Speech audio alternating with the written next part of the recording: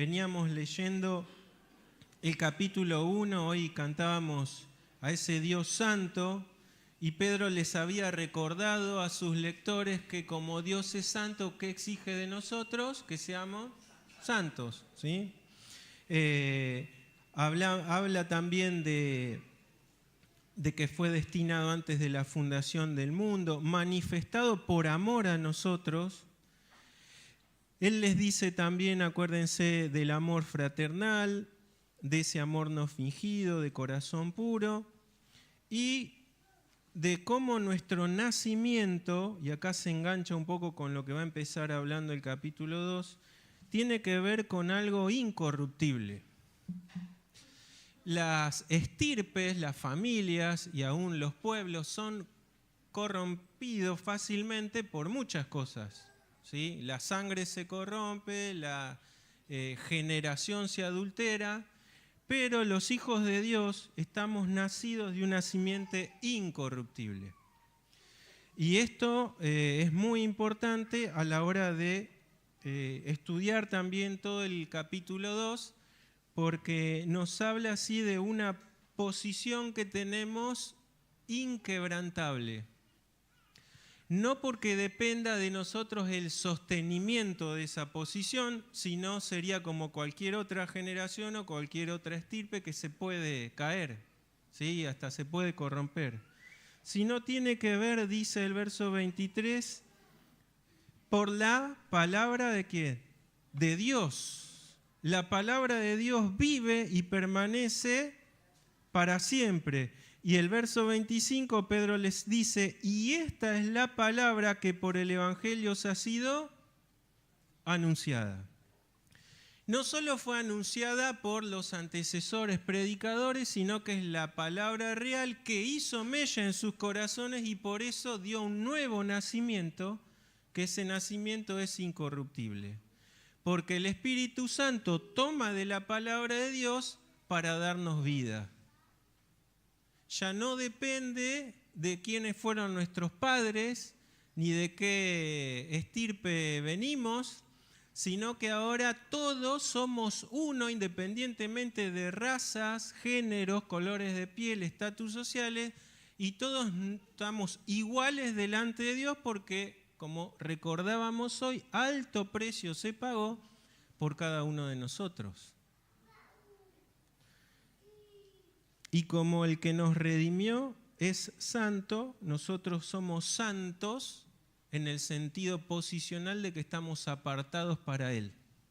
En el sentido práctico, tenemos que ser santos en nuestras costumbres. Hablamos hablado de pensamientos, de relaciones y de cuantas cosas más, ¿no? Ahora, el capítulo 2 sigue en esta línea y dice, bueno, ya que ustedes tienen una simiente incorruptible por la palabra de Dios, hay algo práctico que ustedes tienen que hacer. ¿Qué dice ahí? Desechando, pues, toda malicia, todo engaño, hipocresía, envidias y todas las detracciones, desead como niños recién nacidos la leche espiritual no adulterada, para que por ella crezcáis para salvación, si es que habéis gustado la benignidad del Señor. Se puede traducir también, ya que han gustado la benignidad del Señor. Si esto fuese condicional, entonces cuando no gustas la benignidad quedas exento de realizar estas cosas, ¿no? Por eso una traducción de esa palabra griega más aplicable sería, ya que han gustado la benignidad del Señor, hagan esto, esto y esto. ¿Cuáles son los tres imperativos que vemos en estos primeros 3 versículos? A ver. ¿Cuáles son? El primero, desechar. El segundo, desear. Y el tercero, muy bien. Fíjense que como que casi que se resume la vida cristiana en esto, ¿no? Estamos hablando de ser santos como Él es santo, estamos hablando de que tenemos un nacimiento incorruptible, entonces, por ser hijos del Rey, ¿cómo es nuestro comportamiento? Como hijos del Rey. Y entonces hay cosas cuando llegamos a Cristo que son prendas de vestir que habíamos dicho a Dios huelen mal.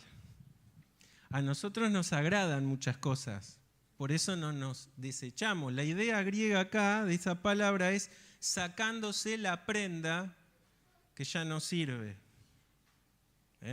Hay prendas que nos gustan. Sobre todo los hombres tenemos algunas remeritas agujereadas y cosas como que son cariñosas a nosotros, nos recordamos y un día no están porque la esposa la tiró, ¿no? Porque ya es una vergüenza que andes con eso, ¿no? Y en nuestra vida espiritual hay cosas que también tenemos, como esa remerita o esas medias agujereadas, que a Dios no le agradan. Pero sí dependen de nosotros desechar. La palabra desechar tiene una connotación de ¿qué? De algo que sirve para algo.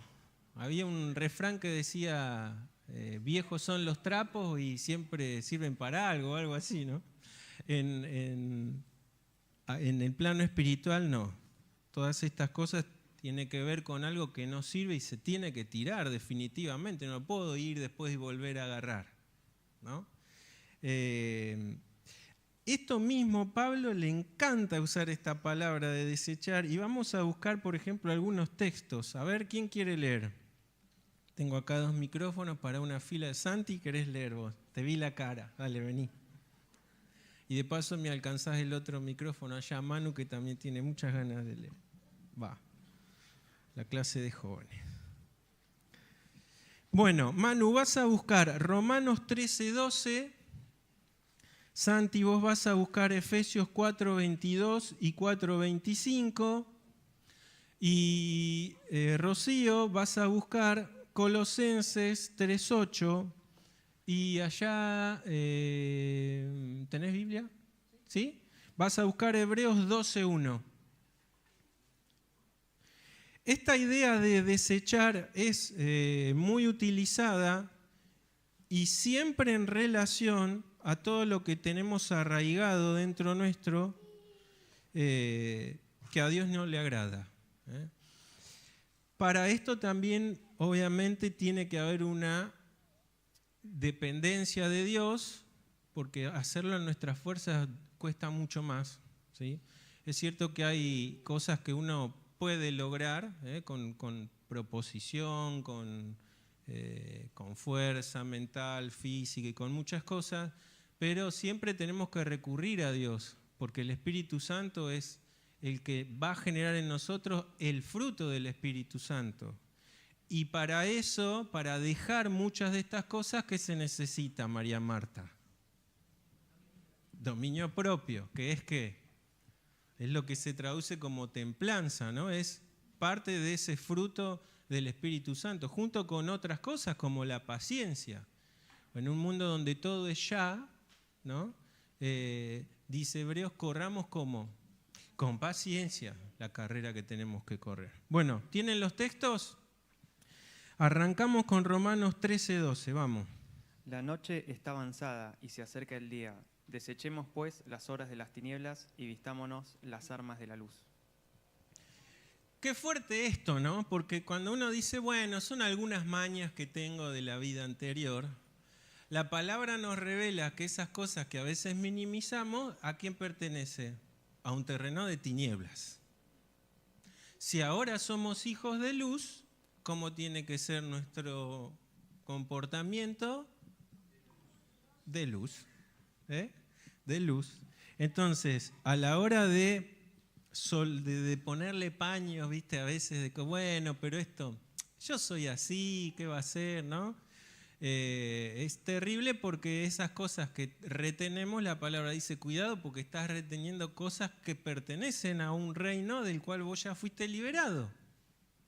Entonces, despojate de eso porque pertenece a las tinieblas. Nadie puede encontrar claridad en medio de las tinieblas, ¿no? Cuando entramos a nuestra habitación a buscar algo, ¿qué necesitamos? Luz. Aunque muchas veces mentalmente sabemos dónde están las cosas, independientemente de eso tenemos que ver. Y en el plano espiritual es lo mismo. Las cosas que nosotros retenemos son tinieblas. y no permiten que nos desarrollemos completamente en nuestro crecimiento como hijos de Dios. Efesios 4:22 y 4:25. En cuanto a la antigua manera de vivir, a despojarse del viejo hombre que está siendo destruido por los deseos del engaño. 25, por tanto, habiendo desechado la mentira, cada uno hable verdad con su prójimo, porque somos miembros los unos de los otros. Fíjense cómo las cosas que Pablo nota que hay que desechar.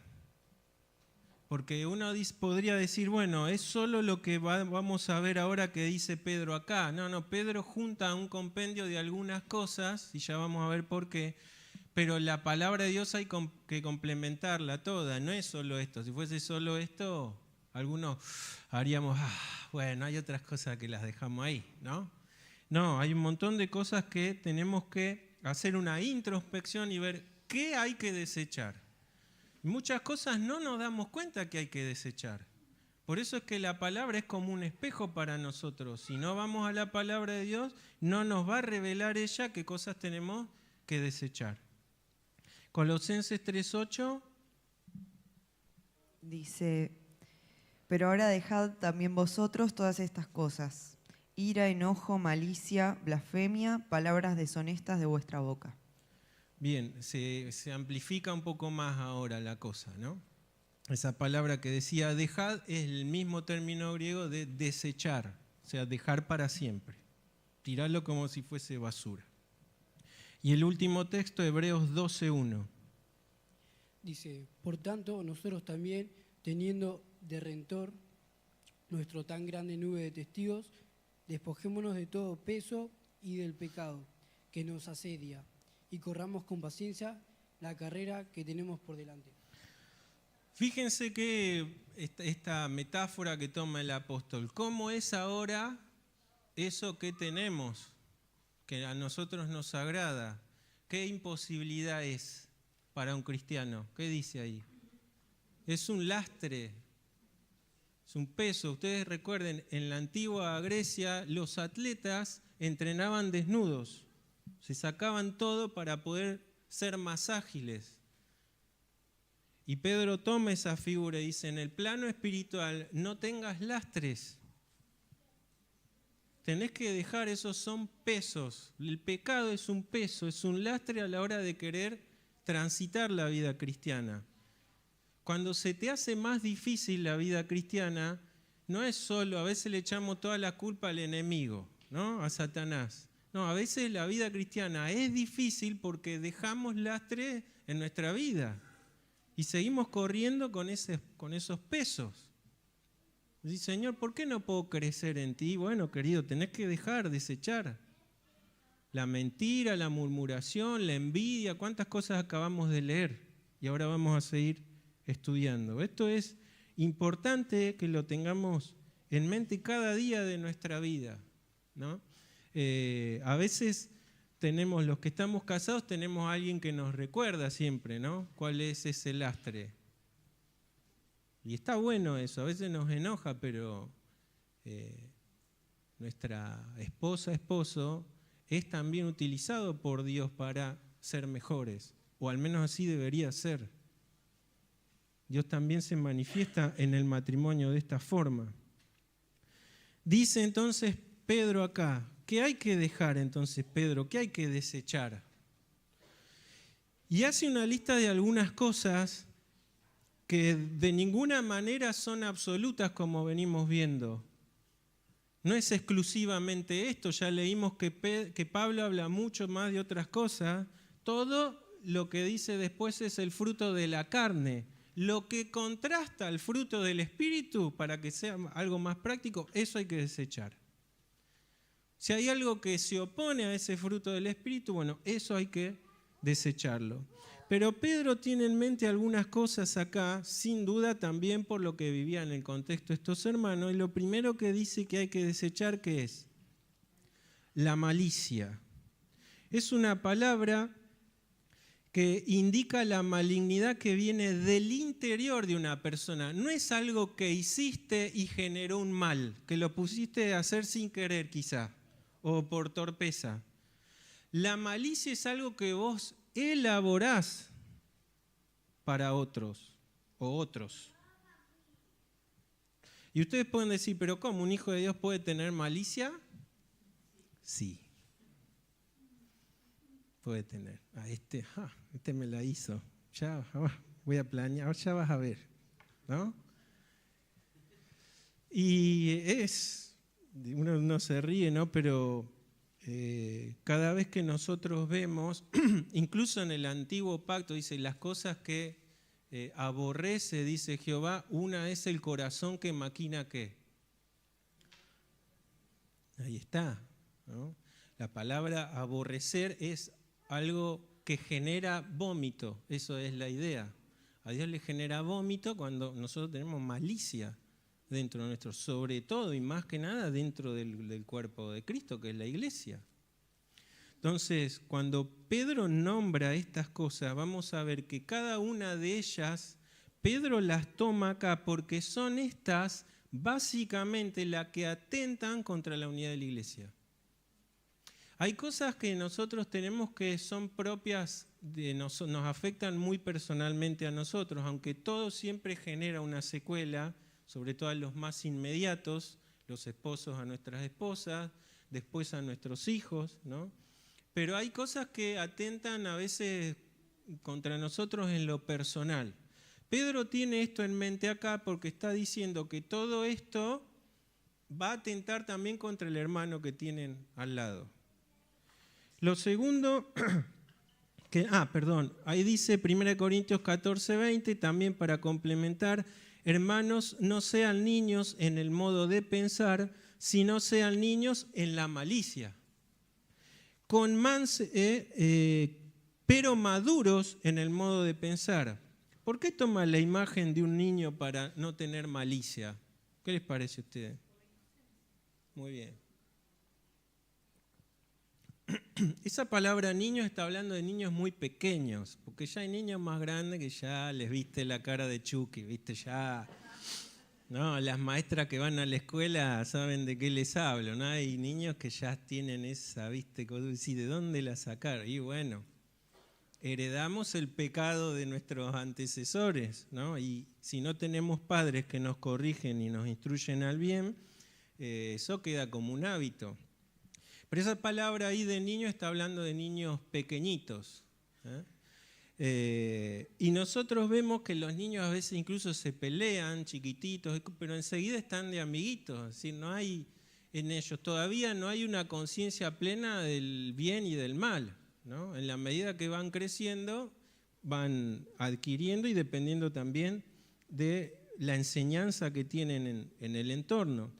Y Santiago 1:21 dice, por lo cual, desechando, Santiago también usa esta palabra, y la habíamos leído cuando vimos Santiago, ¿qué desechamos, Santiago? Toda inmundicia y abundancia de malicia. Fíjense que ahora no es solo malicia, dice abundancia de malicia. O sea que dentro nuestro, a pesar de ser hijos de Dios, podemos abundar en esto. Qué triste, ¿no? Dice, reciban con mansedumbre la palabra implantada, la cual puede salvar sus almas. Y esto tiene mucha relación con lo que Pedro va a decir ahora del tema del crecimiento. Lo otro que vemos acá, ¿qué es? Malicia, engaño. No hay mucho que hablar sobre esto, ¿sí?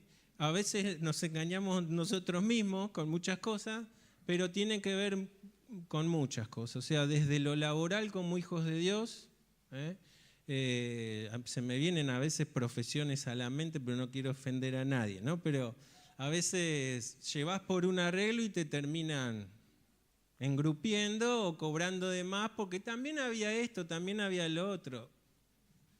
No sabés, ¿viste? Tenés que... el engaño también, o la pesa falsa, como dice el Antiguo Testamento, también puede estar en nosotros. A veces como hábitos que traíamos, ¿no? Hay un engaño, a veces lo creemos un pequeñito engaño, ¿no? Como se habla de mentirita piadosa o mentira blanca, no. Todo engaño, dice, ni el que consideramos pequeñito ni el más grande, ¿sí? Hay que librarse y sacar todo eso. Lo segundo que habla es... ¿Qué dice? hipocresía. Interesante este término porque tenía que ver con ¿qué? ¿Se acuerdan? Con algo actuado. Viene con aquellos actores que usaban ¿qué? Ponían máscaras, ¿no? ¿Para qué? Para mostrar lo que querían representar con ese personaje, y muchas veces esas máscaras ocultaba la personalidad para que la otra persona no se dé cuenta de quién estaba atrás. Puede haber otra traducción de esta palabra, es simulación o fingimiento también. Puede haber hipocresía en la iglesia.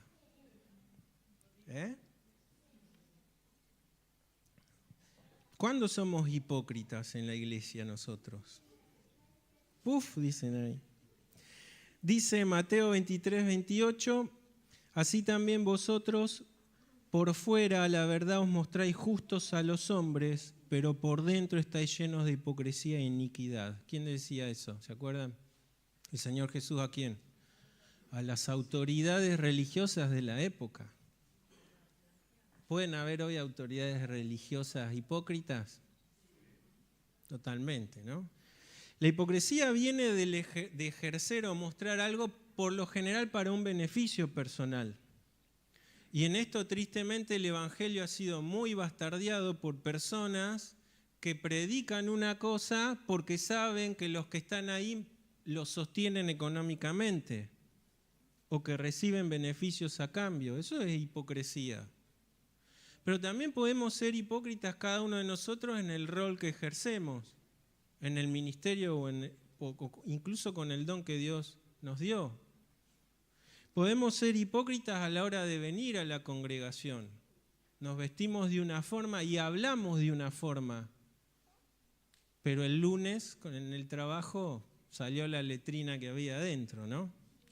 Y no, porque estoy en el ambiente y Pablo dijo, me he hecho a todos todo para ganar alguno. No, ¿sí? Hay cosas que son infranqueables delante de Dios. Si somos hijos de Dios, dijimos la otra vez, Él nos redimió para ser distintos al mundo, no iguales. Y esto tiene que ver también con la hipocresía. Gálatas 2:13 dice, y en su simulación participaban también los otros judíos, de tal manera que aun Bernabé fue también arrastrado por la hipocresía de ellos. ¿Quién habla acá? Pablo. ¿Por qué habla Pablo tan duramente? Hablaba igual siempre un poco duro, pero ¿por qué acá?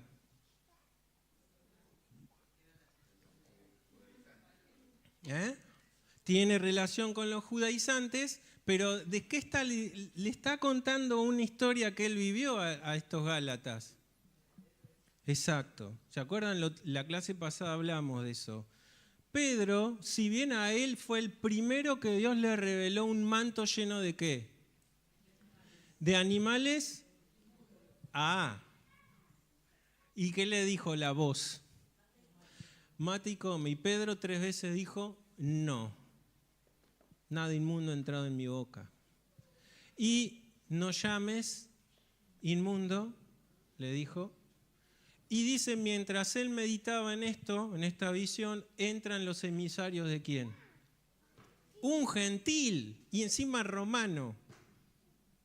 Y Dios lo manda con Cornelio. ¿Y qué se produce? Salvación. ¿Y cómo se manifiesta esa salvación a los judíos? Porque Pedro fue y llevó judíos con él. ¿Qué pasó? Fue un hecho similar al de Pentecostés. Reciben el Espíritu Santo y la manifestación en hablar en lenguas. ¿Cómo quedan esos judíos? Totalmente asombrados. Dice, ¿cómo puede ser? Y bueno, sí se les cayó su teología al piso, porque ellos eran los únicos salvos, el pueblo de Dios. Y ahora Pedro, fíjense cómo dice ahí, que ahora ya no es el pueblo de Dios por un linaje especial, sino es por el renacimiento del Espíritu Santo en cada uno.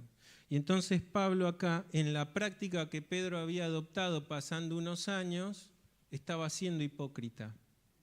Claro, se juntaba con gentiles, pero cuando vinieron los judíos de Jerusalén, ¿qué hizo?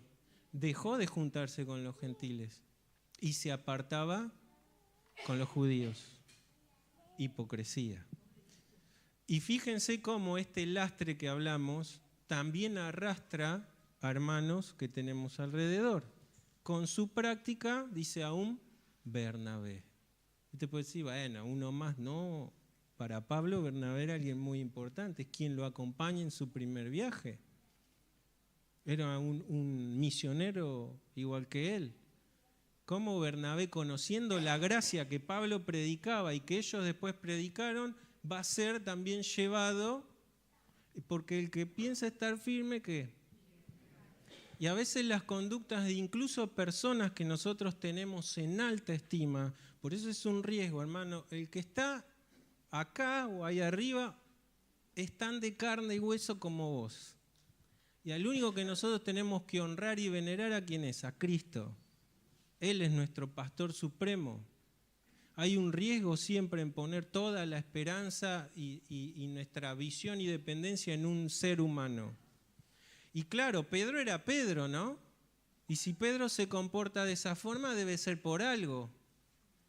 Pero Pedro estaba siendo hipócrita. Y con esa hipocresía, ¿qué hacía? Arrastró a personas aún importantes en el ministerio. Y por eso Pablo, ¿qué dice? Lo confronta públicamente. Porque esa práctica era de condenar, dice el apóstol. Cuidado con la hipocresía. Gálatas 2:13, hay creo que 13 y 14 o 12 y 13 hablan mejor de eso. Lo otro que dice acá es envidias.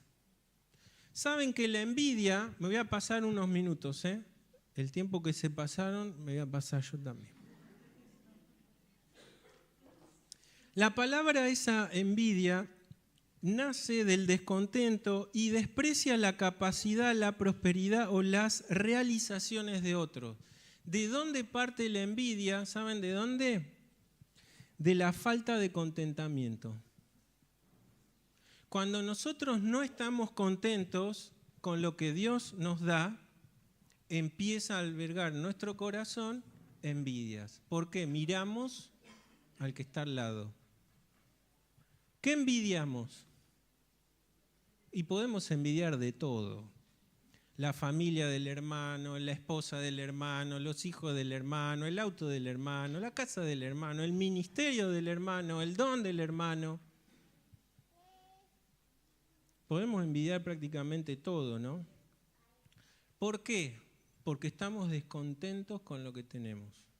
Es cierto que muchas veces la condición de nuestra vida puede ser no muy buena. Incluso hablando de salud, hoy oramos y recordamos que tenemos que seguir orando por hermanos que están con problemas de salud. Aún en nuestra enfermedad no podemos envidiar la salud de los demás. Qué jodido eso, ¿no? A veces como padres nosotros hacemos la inversa. Le pedimos a Dios que lo que tiene nuestro hijo lo tengamos nosotros, ¿no? Que somos padres siempre queremos lo mejor para nuestros hijos. Cuando los vemos enfermos, mal, Señor, si hay una posibilidad que Él transite yo ese camino y déjalo, ¿no? Y nos olvidamos que todo eso Cristo cargó en Él, aún esos dolores, porque Él es el varón de ¿qué?